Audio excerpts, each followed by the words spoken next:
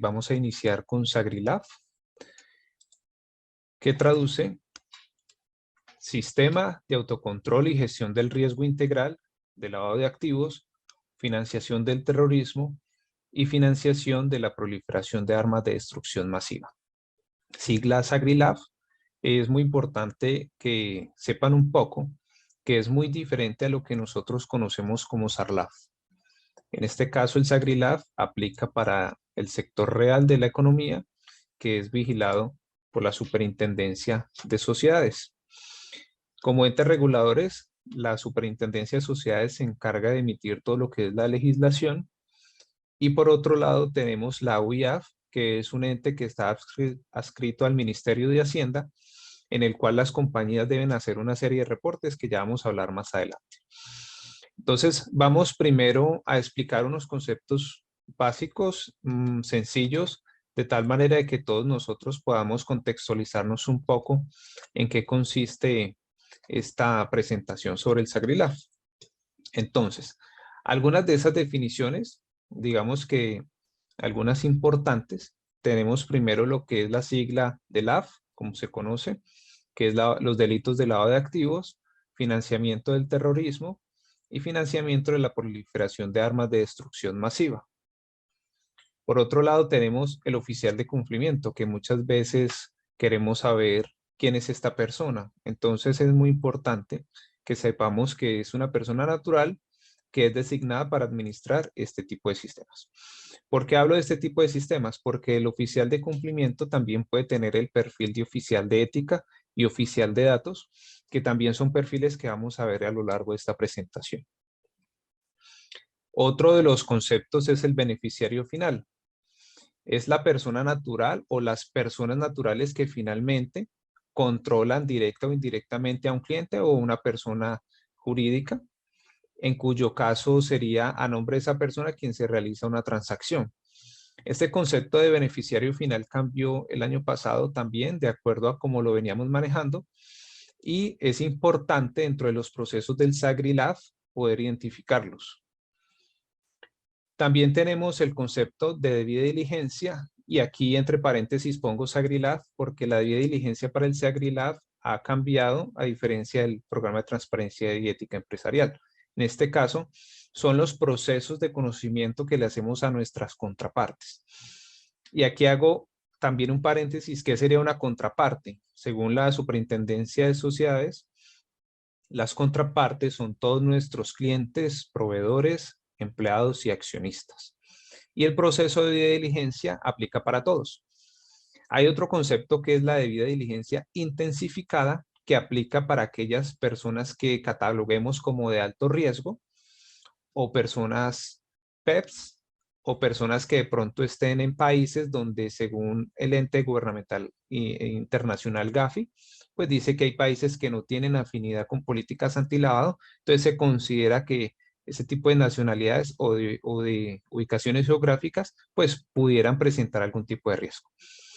Y el otro concepto que toqué es las personas PEP. En este caso, el decreto 1081 de 2015 es el que, digamos, que define que es una persona expuesta políticamente. Sin embargo, pues el año pasado también la Presidencia de la República emitió una nueva legislación en donde se amplía un poco el conocimiento sobre las personas PEPs. Ahora no solamente son los políticos de Colombia, sino también a nivel internacional e incluso entidades o empresas internacionales que se pueden catalogar como públicas. Entonces, esas personas que tengan un contacto público, que puedan manejar recursos del Estado, se consideran personas PEP.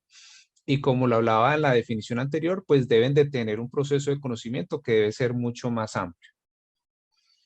Recuerden que si de pronto tienen alguna duda, alguna inquietud, pueden escribirlo en nuestro chat, que más adelante podemos darles respuestas a estas preguntas. Muy bien, aquí para continuar, finalizo la parte de las definiciones con estas últimas 4.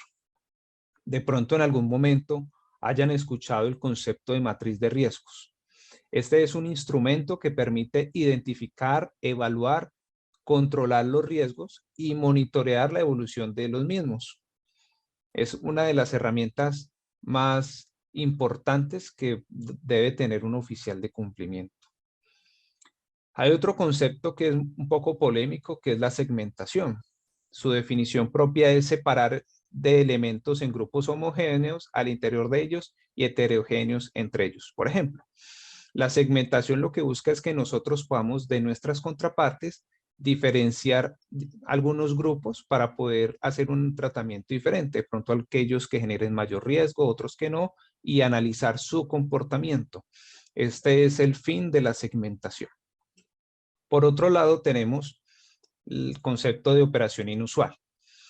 Para hacerlo más sencillo, la operación inusual serían aquellas operaciones comerciales que de pronto se salgan de nuestra experiencia, de nuestro criterio profesional o experiencia laboral, algo que nos parezca raro, que de pronto un cliente que tiene cierto comportamiento de compras en algún momento, en un mes que de pronto no sea muy bueno para nosotros, pues tenga un salto, o que de pronto en una zona geográfica en específico también tenga algún comportamiento atípico.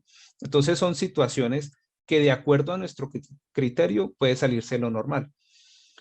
Digamos que tiene un sinónimo, por decirlo así, que son las señales de alerta. En este caso, pues tiene el mismo matiz de definición, pero estamos hablando de otro tipo de comportamiento porque no son operaciones, sino situaciones, de pronto personas, actitudes, documentación, en fin. De este punto, más adelante también les vamos a mostrar unos ejemplos para que se familiaricen un poco con este concepto. Y por último, tenemos el concepto de listas de control. En este caso, la Superintendencia de Sociedades nos solicita que revisemos las listas internacionales que pueden ser para restringir o para vincular. En este caso estamos hablando de listas de terroristas o listas de personas que puedan estar investigadas por lavado de activos. Muy bien, aquí entonces, dejando ya a un lado las definiciones, queremos presentarles algunas cifras de lo que han sido las sanciones por concepto de SAGRILAF. Entre el 2016 y el 2020, esos 4 años, la Supersociedades impuso sanciones a más de 107 empresas y eso suma alrededor de 1.500 millones de pesos. Son sanciones de las cuales también vamos a hablar hoy para que ustedes conozcan, ya sean gerentes de compañía, oficiales de cumplimiento, directores, personas que nos acompañen en este taller, conozcan un poco cómo sería ese proceso de las sanciones. ¿Cuáles son esas causas? Hay algunas sanciones que son por no contar con una matriz de riesgos, porque la matriz de riesgos que tienen no es ajustada a la normatividad o no cuentan con un oficial de cumplimiento o que no tienen dentro de sus manuales las incompatibilidades del oficial de cumplimiento, que no cuentan con mecanismos para generar los controles, o por último un manual desactualizado, que de pronto tengan uno del 2015 y ya la normativa ha cambiado. Eso también puede ser una causa de sanción. De hecho, hablando de los manuales desactualizados, aquí en pantalla les mostramos los antecedentes del SAGRILAF.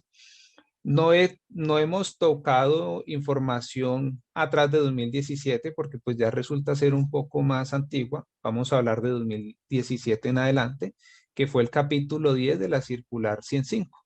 Aquí fue cuando nació lo que se conocía como el SAGRLAF, por decirlo así. Es un sistema que es de autocontrol donde nosotros mismos presentamos nuestros controles, políticas. En el 2020 fue actualizado y cambió su nombre, ya pasa a ser SAGRILAF. En el 2021 modificaron algunos puntos que hacen énfasis a la auditoría y a los requisitos del oficial de cumplimiento, lo mismo que la participación de la revisoría fiscal. En el mismo año 2021 se emitió la circular 108, que en este caso pues no afecta directamente el componente del SAGRILAF, ni sus manuales, ni sus documentos, solamente habla de la política de supervisión que va a hacer la Superintendencia de Sociedades a las compañías. Por eso es muy importante este tipo de información que les estamos brindando, para que ustedes conozcan qué herramientas tienen, cómo las pueden mejorar y cómo pueden ayudar al oficial de cumplimiento a cumplir con estos objetivos. Y por último, la última circular que tenemos del año también 2021, el año pasado, son las modificaciones a esas definiciones de las que hablábamos ahora, beneficiarios finales y personas P. Muy bien. Dentro de este cambio que tuvo del SAGRLAF al SAGRILAF, pues ahora estamos hablando de un sistema que es mucho más integral. De hecho, si ven en pantalla, la palabra es similar, lo único que se ha incluido es la I sobre lo que es integral y le anexan un primo de los delitos, por decirlo en estos términos, que es la financiación de la proliferación de armas de destrucción masiva, que es un concepto más internacional que abarca ya la problemática actual de aquellos países que están diseñando armas nucleares o armas que tienen ese impacto de destrucción masiva. ¿Por qué se está tocando estos temas en Colombia? Porque recuerden que Colombia, al ser parte de las Naciones Unidas, pues también se debe de someter a aquellas directrices a nivel internacional. Muy bien. ¿Cuáles son las empresas que están obligadas a implementar un SAGRILAF? Entonces, nosotros aquí hemos traído de la norma los montos, los sectores a los cuales las empresas que sean vigiladas o controladas por la Superintendencia de Sociedades, pues vayan a tener esa obligación.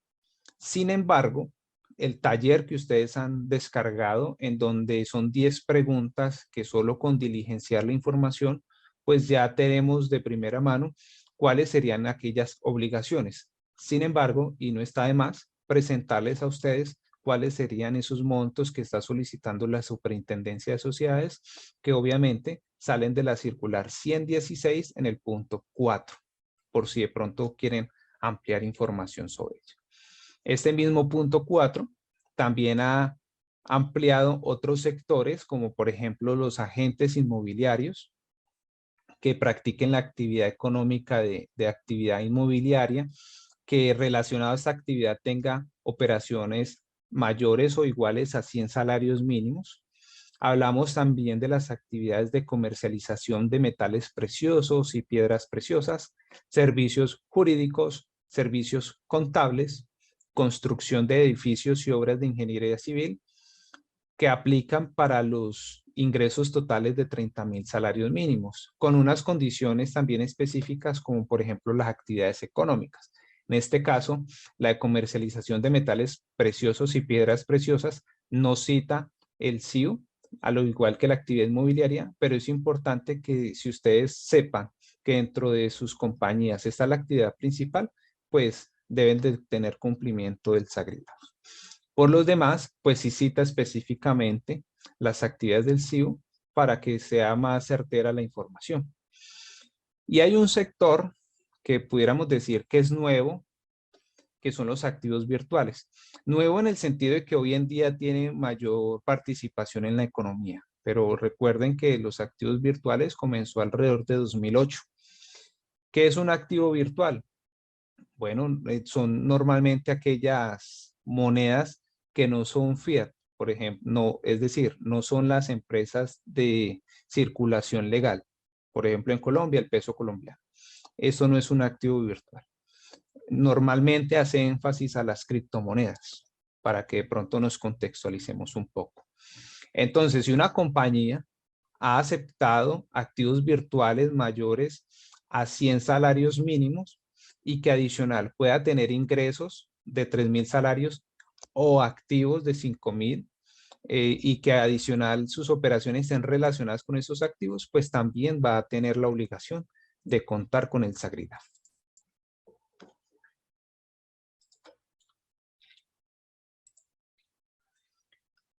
Hay otro aspecto de las obligaciones del SAGRILAF, que lo vemos aquí en pantalla. Hay unos sectores que son de supervisión especial o que son regímenes especiales. Este tipo de sectores obligatoriamente deben de contar con el SAGRILAF independientemente de los montos. La norma cita que si hace parte de estos sectores, pues debe de dar cumplimiento a este sistema. Lo mismo que el régimen aplicable a las empresas que reciban aportes en activos virtuales.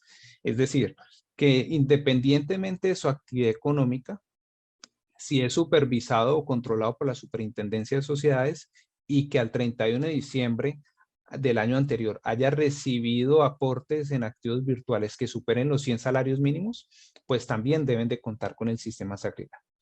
Por eso, como les decía, para evitarnos de alguna manera la interpretación de esta norma, por eso nosotros le hemos puesto a su disposición el taller práctico para que ustedes con solo diligenciar y responder las 10 preguntas conozcan sus obligaciones.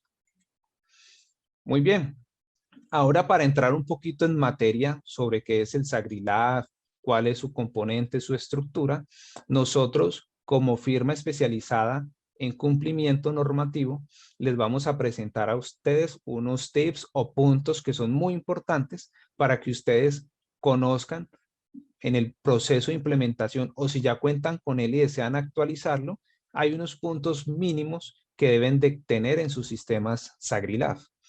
Vamos a hablar de lo que es el contenido del manual, el diseño de la matriz de riesgos, cuáles son los procedimientos asociados al riesgo LAF, cuáles pueden ser los formularios de conocimiento y listas de chequeo, y por último, unas herramientas para segmentar contrapartes. Entonces, respecto al contenido del manual, nosotros aquí en pantalla les presentamos algunos puntos que deben de ser mínimos dentro de estos manuales. Por ejemplo, unas consideraciones generales, es decir, una introducción que incluya el conocimiento de la empresa y el enfoque que tiene la norma en sí. Un ámbito de aplicación, es decir, asociado a los procesos y metodologías según el modelo de negocio, por ejemplo, los procesos de vinculación u operaciones y áreas que generen mayor riesgo. Políticas de gestión del riesgo. Debemos de tener unas políticas generales y otras específicas. Por el lado de las generales, los compromisos internos, la definición de los conflictos de interés, procesos para el diseño del SAGRILAF, cuál es su confidencialidad y reserva, el destino ante campañas políticas, sociales y la política y prohibición de la financiación del terrorismo.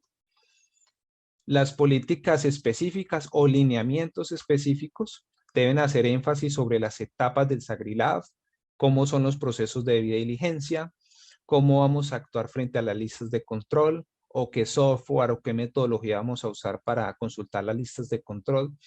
Aquí hago también un paréntesis. El otro día escuchaba que a qué personas nosotros deberíamos de hacerle la consulta en listas de control.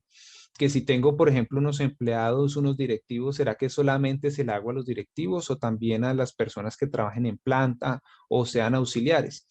La norma no distingue las contrapartes a las cuales debamos de hacerle consultas en listas de control. Debemos aplicársela a todas. Todas las contrapartes con las que tengamos vínculos deben de tener una consulta en listas de control. De hecho, a los oficiales de cumplimiento que nos estén escuchando, es muy importante que sepan que hasta los accionistas deben de ser consultados en las listas de control, independientemente que pueda ser una compañía familiar o que los dueños sean los mismos de toda la vida. Son procesos de obligatorio cumplimiento. Muy bien. También debemos de incluir dentro de nuestro manual SAGRILAF procedimientos para la gestión del riesgo, es decir, definir cuáles son los factores de riesgo, aquellos factores que nos generan riesgo en nuestra compañía. Debida diligencia, cómo hacer el procedimiento para hacer el conocimiento de nuestras contrapartes, incluyendo la intensificada, como lo veíamos al principio.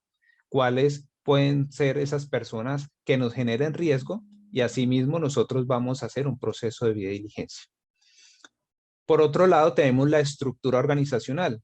Es muy importante que nosotros dentro de nuestro organigrama estemos presentes como oficiales de cumplimiento y que cada persona sepa cuál es su función, su actividad dentro de la compañía, porque asimismo todos pasamos a ser órganos de administración y control o que dentro de nuestras funciones esté el uso de los controles.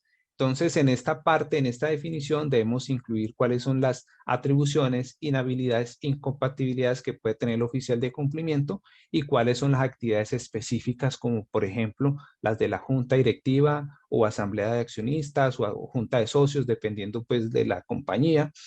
Cuáles son las actividades del representante legal, de la auditoría interna o externa, de la revisoría fiscal, entre otros. Otros puntos importantes que debe incluir nuestro manual SAGRILAF.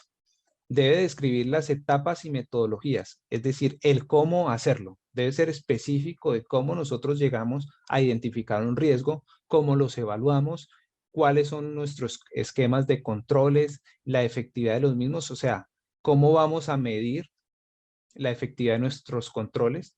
Y por último, tareas de monitoreo y cuál sería la periodicidad que tendrían estos monitoreos. Hay otros como por ejemplo la detección y análisis de las operaciones inusuales y operaciones sospechosas. ¿Cómo vamos a nosotros a tener claro qué es una operación inusual? ¿Cuál es el proceso? ¿Quién va dirigido? ¿A quién se hace el reporte? ¿Cuáles son los reportes internos y externos? Por ejemplo, el informe de gestión del oficial de cumplimiento, si a nivel de externo vamos a enviar algún tipo de información. Todo eso también debemos de describirlo en nuestro manual. Y por último, dos puntos que también son importantes y no menos que los demás son los mecanismos de capacitación y divulgación. Es decir, cómo vamos a capacitar inicialmente a nuestros empleados si apenas vamos a implementar un SagriLab o si tenemos ya un SagriLab o un SagriLab y vamos a hacer la actualización o si ingresa un nuevo empleado, ¿cuál sería esa capacitación inicial? La capacitación periódica, la norma dice que como mínimo una vez al año se debe de hacer una capacitación a todos los empleados que consideremos que necesiten tenerla.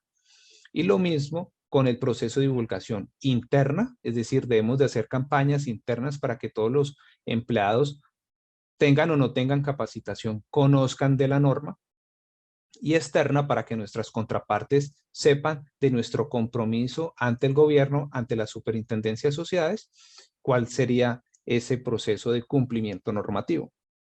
Y por último, las responsabilidades y sanciones. Las responsabilidades y las sanciones también son un esquema que es muy importante porque ahí estamos explicando si un empleado, un contratista, no cumple con alguno de los controles o lineamientos o políticas, pues debe tener una sanción que normalmente está asociada a los procesos disciplinarios del Reglamento Interno de Trabajo, faltas leves, faltas graves, y aquí es donde debemos de describir esto cómo funcionaría. De hecho, en estos esquemas también es muy importante citar el ente gubernamental que hablamos al principio, la UIAF, que es finalmente la entidad donde nosotros debemos de reportar las operaciones sospechosas. ¿Y qué es una operación sospechosa? Pues cuando identificamos una señal de alerta o una operación inusual, el oficial de cumplimiento hace su investigación y si considera que es una operación sospechosa, susceptible de reportar a la UIAF, lo puede hacer sin autorización de la junta, del representante legal, no porque es su actividad propia. Muy bien. Por otro lado, ya dejando de lado el manual, ahora vamos a hablar de la matriz de riesgos. Las matrices de riesgos, como mínimo, deben incluir las etapas del SagriLab, es decir, la identificación de los riesgos, la medición de los mismos, cuáles controles aplican para cada uno de los riesgos y cuáles son las tareas que hacemos de monitoreo. Debe de definir las metodologías sobre la medición, incluyendo las escalas del impacto y la probabilidad. Digamos que aquí ya hay términos ya muy técnicos, pero de pronto para explicarlo más sencillo, el impacto sería ese daño que puede ocasionarse en la compañía y la probabilidad es cada cuánto pudiera sucedernos esa situación que nos traiga, que nos haga daño. Y agrupándolas para que se pueda hacer una interpretación de los controles.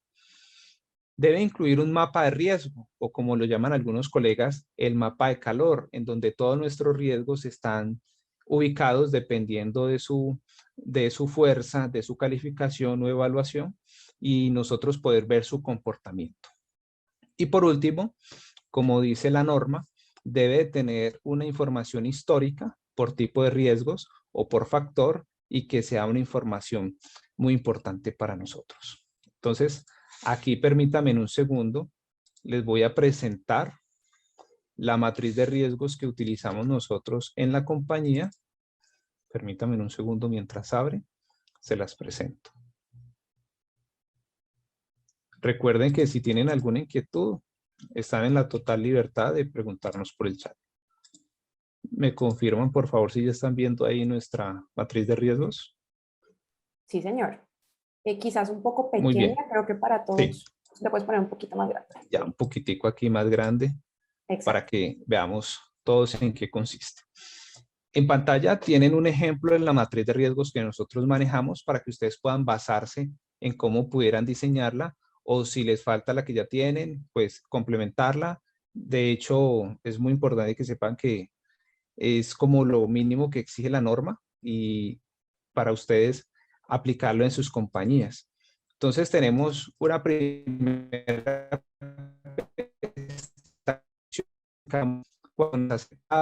cómo es la etapa de la medición, cómo se definen los controles y cómo se define la medición del riesgo residual o del monitoreo. Entonces, como les decía en la diapositiva anterior, nosotros debemos describir cuáles son esas escalas para medir nuestros riesgos. Entonces, tenemos otra pestaña que habla de la medición del riesgo. Entonces, ¿cuáles son las escalas de la probabilidad? Cada cuánto puede ocurrir, el impacto, ese impacto negativo que pueda tener nuestra compañía. Y por ejemplo, por 5, en donde se multiplica el riesgo de acuerdo a esa probabilidad, de ese impacto, y genera pues unas escalas de información para saber cómo reaccionar ante ellas. Aquí explicamos, por ejemplo, de acuerdo a nivel de riesgo, si es extremo, si es alto, si es medio, si es bajo, cuáles son esas actividades que nosotros debemos de realizar. La pestaña en matriz de riesgos, dejando a un lado las instrucciones y las escalas de medición, explicamos cuáles son las etapas de identificación, medición, controles y monitoreo en un solo documento. Entonces aquí explicamos cuáles son los riesgos, cuál es su calificación, los controles que existen, quiénes son las áreas que deben de aplicarlos, en fin. Tenemos también el mapa de riesgos. Aquí, como les decía ahora, tenemos un mapa donde nos muestra la ubicación de nuestros riesgos. Y después de que apliquemos, se conoce como el riesgo residual. Y por otro lado, la parte estadística, donde encontramos nuestros factores de riesgos, cómo están ubicados, el histórico de esta información, los riesgos por cada factor, la ubicación de acuerdo al factor de riesgo, cómo están ubicados, el histórico de estos riesgos por cada factor y el perfil de riesgo inherente de acuerdo a los años que vayan transcurriendo. ¿Cómo se miden los controles, la efectividad de los mismos, de acuerdo al alcance o aplicación que tengan dentro de cada uno de los riesgos? Así podemos medirlos. Y por último, tenemos un consolidado del perfil del riesgo residual. En este caso, lo que nos muestra esta estadística es cuál es el riesgo residual consolidado, utilizando la medida estadística media ponderada, para que le podamos decir a nuestra junta directiva en un resumen cuál es el riesgo residual que tiene la compañía frente al SAGRILAF.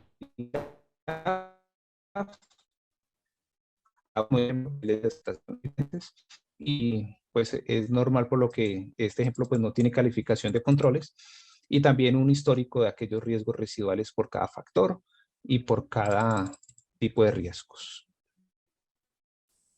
Muy bien. Entonces ya para continuar con nuestra presentación, les voy a mostrar otros puntos del SAGRILAF para ya dejar a un lado este tema y continuar con el siguiente. Tenemos entonces que dentro de la estructura nosotros debemos de contar con unos procedimientos, unos formularios de conocimiento y otros documentos de apoyo. Entonces es muy importante que por la norma de calidad, por los sistemas de gestión de la calidad, pues nosotros tengamos unos procedimientos para el conocimiento y vinculación, es decir, cómo crear un cliente, un proveedor, un empleado y un accionista. Esos procedimientos nos ayudan porque en las auditorías que nos haga un cliente o un proveedor, pues ya vamos a tener listo cómo se hace paso a paso cada una de las vinculaciones contemplando los riesgos del SAGRILAF. ¿Cuáles son esos formularios de conocimiento mínimos que debemos de tener en nuestra compañía? Bueno, ¿cuál es nuestro formulario de clientes nacionales e internacionales? Es muy diferente la información de un cliente nacional a un internacional. Yo a veces he visto en compañías que lo que hacen es coger el del cliente nacional y traducirlo al inglés y dicen que este es el internacional. En nuestro concepto eso no aplica. que empezó es muy diferente a las otras naciones. Y es diferente importar o exportar con China a Estados Unidos o con un país de acá de Latinoamérica. Entonces, estos formularios deben de ser individualizados. Lo mismo que los proveedores. A veces ponemos que el formulario de clientes y proveedores. En nuestro concepto es mejor individualizarlo porque la información de los proveedores también debe incluir información tributaria, información de ubicación, tipo de productos o servicios que nos prestan, en fin. Conocimiento de aspirantes y empleados. ¿Por qué aspirantes? Porque serían aquellos candidatos que ingresan a una vacante, y de empleados porque este mismo formulario nos puede servir para el proceso de actualización de datos con nuestros empleados. Y por último, nuevos accionistas. A veces sucede que las empresas son familiares y dicen, no, es que aquí no vamos a aceptar ningún accionista nuevo. Bueno, pero por SagriLab es importante que por lo menos haya un proceso de actualización de datos, y por eso es necesario que también este formulario nos sirva para actualizar datos. Listas de chequeo. Por ejemplo, si una compañía no tiene el software para hacer consultas en las listas de control que hablamos ahora de terroristas y las vinculantes, la de lavado de activos, pues tenemos un archivo en Excel donde podemos registrar los nombres, los links de acceso, entre otras. Para contratos comerciales, ese checklist de si el proveedor fue inscrito correctamente, o para el comercio exterior, en donde debemos de garantizar que por lo menos la documentación mínima del comercio exterior está funcionando. Y por otro lado, tenemos las de apoyos en el SagriLab. Por ejemplo, el reporte de operaciones inusuales o para dar aviso de señales de alerta. ¿Cómo un empleado puede reportarle al oficial de cumplimiento lo que está sucediendo? Bueno, pues diseñamos un formulario que le permita a él describir qué sucedió, cuáles son los controles que él cree que fallaron o cómo podemos mejorarlo. Reporte de novedades en SagriLab. Por ejemplo, si algún gerente tiene algún comentario específico sobre el SagriLab, podemos tener un seguimiento consecutivo, un histórico de aquellos reportes de novedades en el SagriLab. También es importante formularios para las devoluciones de dinero. A veces no creemos que las devoluciones del dinero sean necesarias para que el oficial de cumplimiento las evalúe. Es muy importante porque las devoluciones de dinero es uno de los puntos en los cuales más procesos de lavado de activos podemos tener. Entonces, todas las devoluciones de dinero deben de ser revisadas por el oficial de cumplimiento. Y lo mismo que la emisión de las referencias comerciales. El riesgo de la imagen es muy importante, y las referencias comerciales es uno de los factores importantes que quede dentro de los controles. Muy bien. Y aquí ya para entrar en la etapa final de la estructura del SagriLab, tenemos unas herramientas para segmentar. En un caso, utilizamos dos herramientas diferentes aplicando lo que la norma dice que son las variables de segmentación. Entonces tenemos, por ejemplo, variables comerciales, de ubicación, es decir, todas las zonas geográficas, factores de riesgos, medios de pago, referencias comerciales, análisis de beneficiarios finales. Por el lado de los empleados y accionistas tenemos los antecedentes, información sobre sus responsabilidades, vínculos internos con la compañía, información que puedan estar en las redes sociales. Y como les decía, tenemos unos ejemplos de señales de alerta, de operaciones inusuales, para que ustedes se familiaricen un poco, se contextualicen. Aquí voy a leer un par. Por ejemplo, en el caso de los empleados. Empleados renuentes a aceptar cambios de actividad o promociones que impiden no continuar realizando las mismas funciones. No queremos decir con esto de que el hecho de que un empleado no quiera ascender, pues ya sea un lavador de dinero o que financie el terrorismo.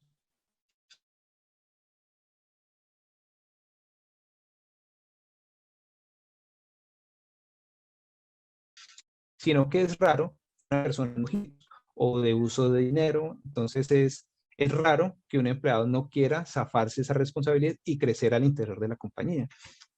O por ejemplo, un proveedor que se encuentran desconectados, o el número al realizar la llamada de verificación no concuerda con la información.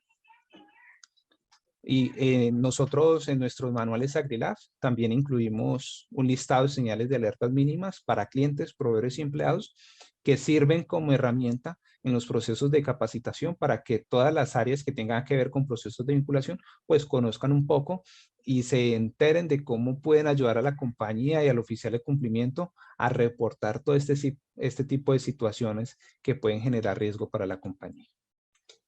Muy bien, ya aquí tenemos unos cronogramas de obligaciones en el SAGRILAF. Es decir, si una compañía está obligada a contar con un SAGRILAF, pues debe cumplir estos mínimos reportes. Por ejemplo, la aprobación y la actualización de un SAGRILAF es responsabilidad del máximo órgano social, es decir, la Junta Directiva, y tienen plazo este año hasta el 31 de mayo. O cada que genere una actualización en el transcurso del año, deben de enviar esa aprobación y esa actualización. La norma como tal no dice que hay que enviarla, pero créanme que es mejor hacerlo, contar con un número erradicado cada que aprobemos un SAGRILAF o hagamos una actualización.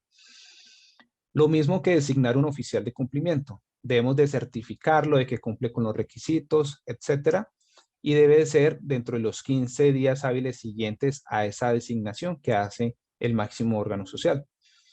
Tenemos los informes de gestión del oficial de cumplimiento en donde él describe toda la gestión que tuvo en su año. Dice la norma que debe ser por lo menos enviado una vez al año. Reportar los ROS, es decir, reporte de operaciones que consideramos sospechosas o que han sido de pronto un intento de una operación de estas. Se deben de reportar inmediatamente cuando se han identificado y se hace a la UIAF. Tenemos los AROS, es decir, si durante un trimestre no tuvimos una operación sospechosa, entonces debemos de reportar la ausencia del mismo. Y esto se hace en cada trimestre durante los primeros 10 días calendario del mes siguiente. También tenemos el informe 58. Este informe es nuevo y aplica cada que haya un nombramiento de un nuevo oficial de cumplimiento. Es decir, si yo vengo desde 2021 como oficial de cumplimiento en 2022, no es necesario hacer el reporte porque es cada que cambie y se debe de hacer durante los 15 días hábiles al nombramiento. Es decir, que es un oficial de cumplimiento. Y el informe 50 es un informe de gestión, quizás el más importante, quizás por el cual más se sancionan las compañías, porque debemos de presentarlo cada año y en él se especifica toda la actividad del SAGRILAF. Se debe de hacer en el mes de mayo de este año, dependiendo de los 2 últimos dígitos de nuestro NIT.